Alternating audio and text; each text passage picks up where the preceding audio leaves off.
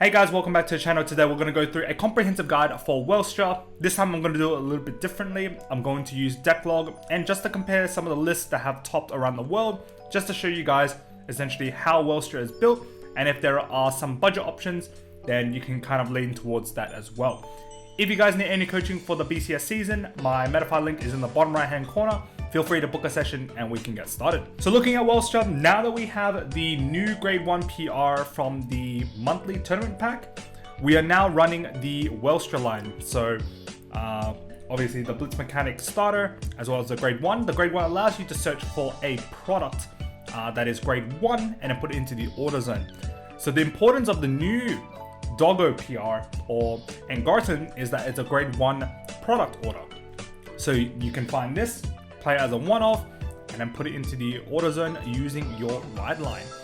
And I'll explain a little bit of the importance of this card a little bit later, but just know it's a grade 1 product that you can put using your ride line. So now you don't have to play, different ride lines to get certain orders, but now you can search directly the Engarten and then call it a day. Then running the grade 2 in the ride line.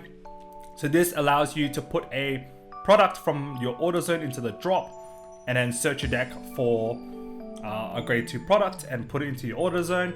And if you searched, then shuffle your deck. Otherwise, if you put it from hand, you draw a card.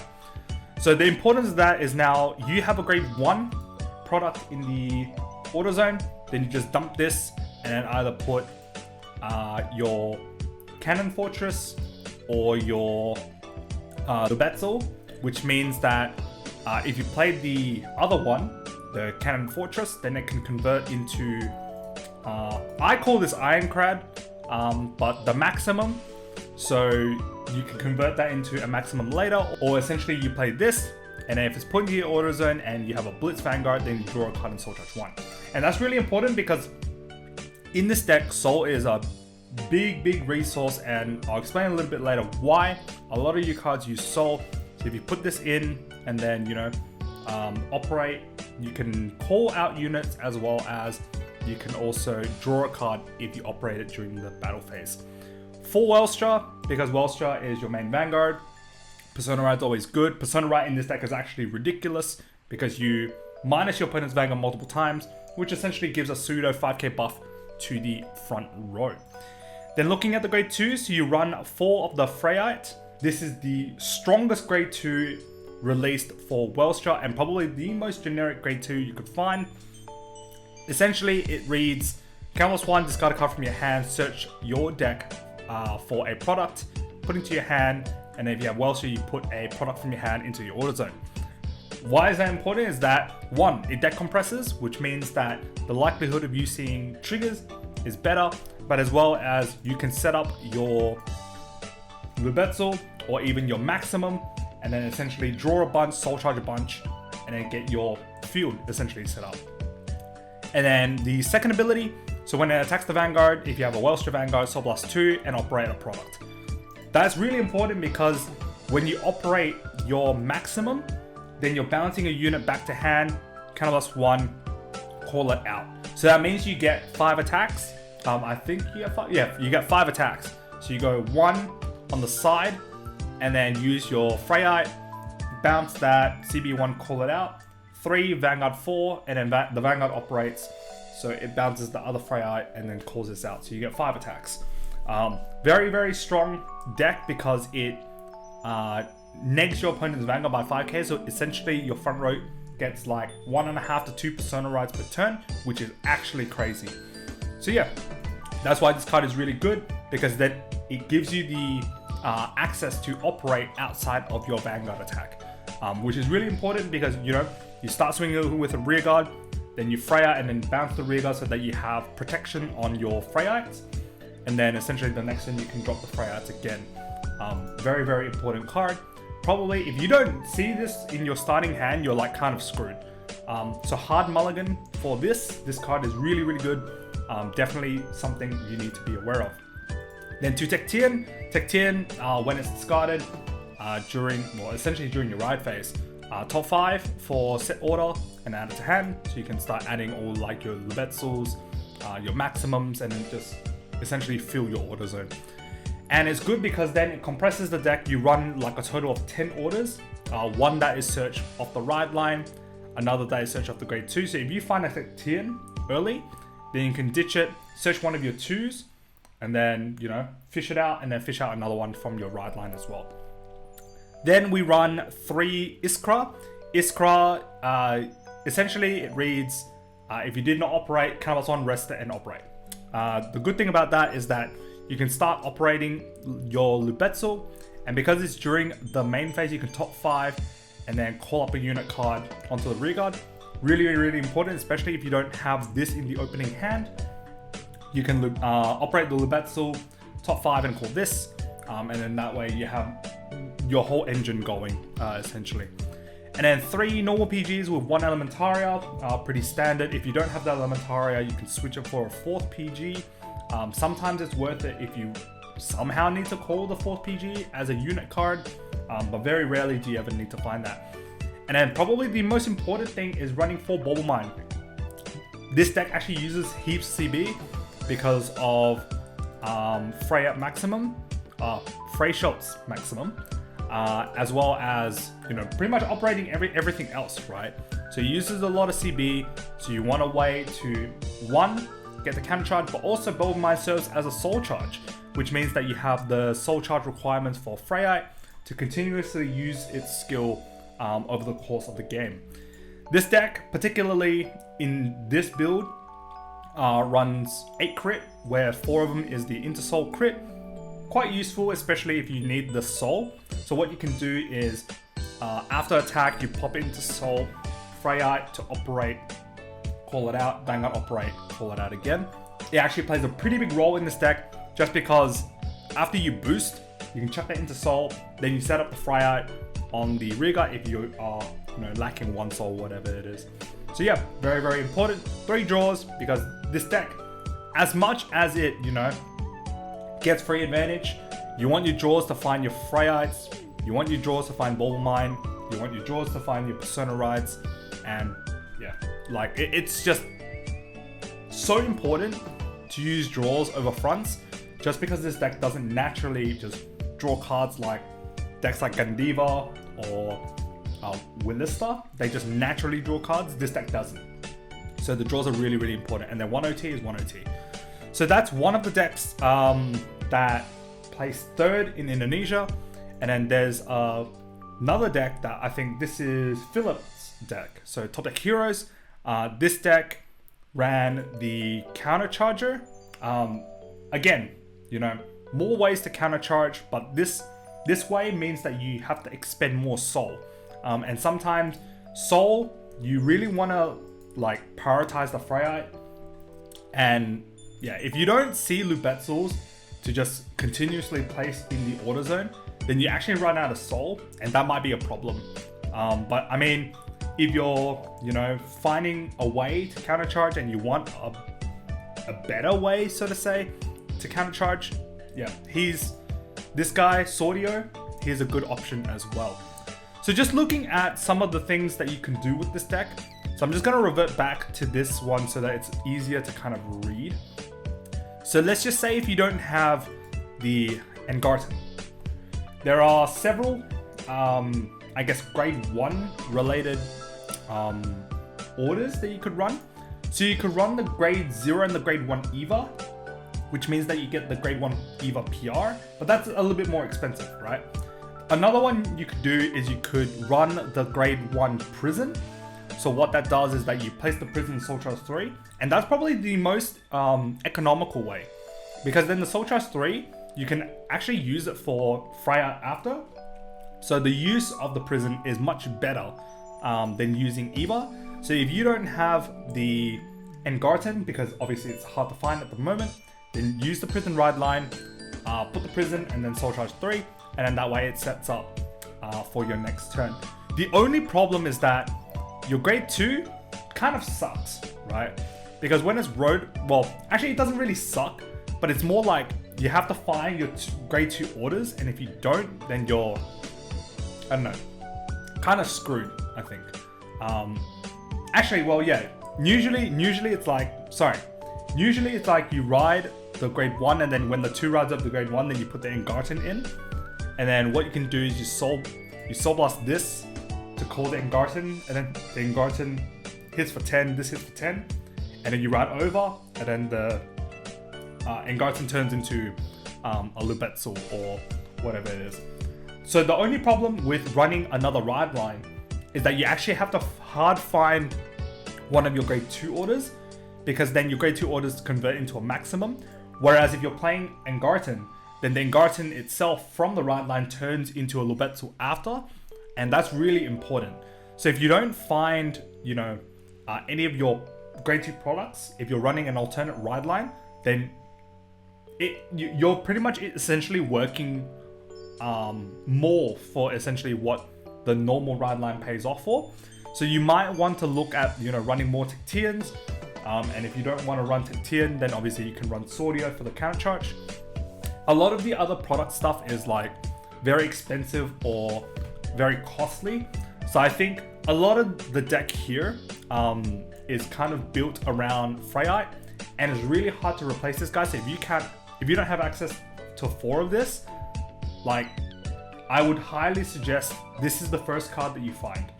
And then obviously the Welstras, but I think the Welstras itself is like pretty cheap.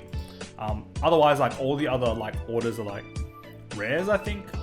This one, it's a rare. Like most of them are rares except for the Engarten, but the Engarten is the promo from the shop tournament. So, you know, farm your locals, get the Engarten, and yeah, pretty much you have a Welstra deck. So how does this kind of go into the meta at the moment? It is probably one of the better decks to bring for Spring Fest. Obviously, Set 10 is going to come out, and that will change the landscape of everything with the introduction of Gandeeva and some of the Masque decks. Jejuled Masque is not a problem at the moment because we don't have the grade 2 promo yet. So pretty much how this matches up into Jet, this actually matches up really well because you minus your opponent's Vanguard means that Jet naturally doesn't actually get a lot of hand. And if your opponent's Jet tries to rush you, then you punish them because your maximum retires. And because it retires, that means your opponent has to commit more board to play against Welstra. And committing more board means less hand. And it's really hard to guard, you know, plus 15k to the front row on top of a Persona ride and 5 attacks. And these hit like huge, right? The maximum itself hits 23. Your Freyite's 20 by itself, 30 on a Persona ride. Well, sorry, 20 on Persona ride, 30 if you use the maximum twice, and it's just really, really strong, right? So this deck actually works really well into Jet. Now, how this works into Eva is a little bit harder because Eva can farm their PGs, right? They can farm cards. They have protection on their Obscurades. So pretty much the defensive shield of Eva can cope through this deck, but it's still hard, right? Essentially giving a plus 15, 10 to 15 to the front row on top of Persona ride, that's plus 25 to the front row, which is really, really hard. So even for Eva, it means that each of your attacks are like 2 card guards, 3 card guards, and Eva can only farm so much per turn. So how this deck kind of goes into the metagame at the moment is really good. Into something like Overlord, you know, you just aggro hard, right? Because Overlord is just like, you know, a face deck. Just goes face, face, face, face. Early game is like pretty weak. So what you can do with this is start popping the Burning Horns, which means that Overlord's offense is a little bit toned down, and then start hitting their back row because they essentially get free Halberds, right? And then eventually they will run out of Burning Horns, and then this deck just slams and jams and then just wins, right? So yeah, that's pretty much how it kind of goes into Overlord. Some other decks, like, I don't know, Lutetia, Minerva, these are like lower tier decks to Overlord. So pretty much all these like restanding decks like Youthberg, for example, these just kind of go part and parcel with Overlord. So Welstra itself, you know, 5 attacks with plus 25k front row is ridiculous, especially against these decks that don't generate a lot of hand. So really the big 3 that you're talking about, Jet, Eva, and then Overlord as well, because if you can beat Overlord, you can beat the others. And yeah, that's pretty much the guide itself. I can't really do the, I guess the line formations, but essentially what you want to do is once you have 2 of these, you pop them on the 2 front rows in the front, put Bauble Mine at the back on one of them, and then what you do is you attack one side that doesn't have the Bauble Mine, and then essentially you attack the other side that does have the Bauble Mine, because what that does is that it triggers the maximum.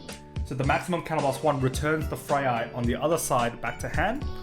Alternatively, what you can do is you can put the Welstra in the front because it's a 13k body.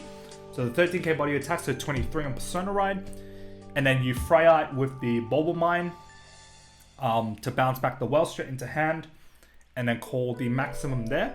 Now, alternatively, what you can do is you can place the Welstra and the Bauble Mine on one side, because when the Freyite attacks for 20, the maximum will then neg 5 to your opponent's Vanguard, and then you call the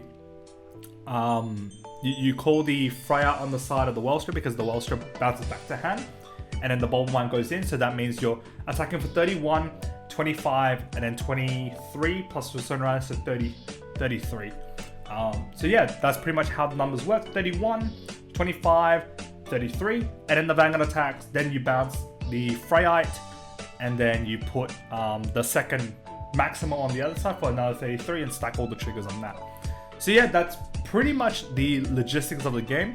In terms of how you want to approach it early, it's really hard with this deck. You can start committing like your Iskra, because Iskra itself is just whatever, right? What you want to do if you have an Engarten is that when you ride your grade 2, you want to operate your Engarten, because the Engarten calls out as a 10k, so it's pretty much like a free card that you can rush with. So you put the Engarten in the front row, attack for 10 and 10, and then the Engarten disappears at the end of turn, and all that costs is 1 Soul Blast. Soul Blast, operate the Engarten comes out as a 10k attacker, so then you attack for 2 lines, so 10k and then 10k on the Vanguard, and then that's pretty much it. No hand commit, only if you're going second. If you're going second to Eva into Jet, then you want to play the Iskra on rearguard, attack for 8 to Vanguard, they ride up to grade 2, then you operate your Engarten calls out, and then you might want to like, you don't really want to commit your Freyite, so maybe you put the Bauble Mine in the back, attack for 18, 10, 16, 10, and then Vanguard, and then that way you have 2 lines on grade 1, 3 lines on grade 2, and then when you get to grade 3, essentially you do the double Freyite or the Welstra Freyite, and then you just minus power a bunch, and then yeah, 5 attacks straight up. And this deck itself, you really need to resource manage well, because if you run out of CB, then your turn is pretty lackluster. Like imagine your opponent only guarding 4 attacks versus 5 attacks. That is really detrimental. And sometimes there is merit for you to not use the CB if you only have one open. If you only have one open, you know, you wait for your opponent to give you the second one and then go 5 attacks straight out. So it's very, very crucial that you know when to commit and when to not, because sometimes 4 attacks in 2 turns straight isn't as good as 3 attacks, 5 attacks in 2 turns straight. So there's a balance and you kind of need to manage that. But other than that, this deck is essentially free, right? The only problem with this deck is that it doesn't draw as much as some of the other decks in the metagame at the moment, like Eva. But otherwise, this deck, offensively, it is a machine. And I think this deck is really, really strong for your Bushiroad Spring Fest composition. And if you're going, highly recommend this deck. This deck is very, very strong, especially if you have access to Engarten. Very, very strong deck to bring for the Spring Fest. And yeah, that's pretty much it for the comprehensive guide for Welstra. If you guys want me to add something to these comprehensive guides, feel free to let me know in the comments down below. If you guys like this video, pop a like, subscribe if you haven't, and I'll see you guys in the next video.